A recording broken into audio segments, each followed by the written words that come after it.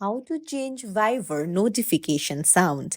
Hey everyone, welcome back to the channel. If you are new here, don't forget to hit the subscribe button and turn on the notification bell to not miss any updates.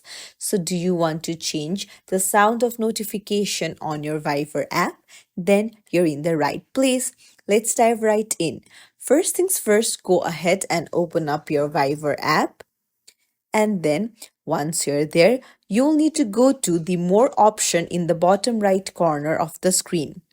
Then, after that, head over to Settings and then go to Notifications right there. Now, once you tap on notifications, you'll need to scroll down and you'll see notification sounds.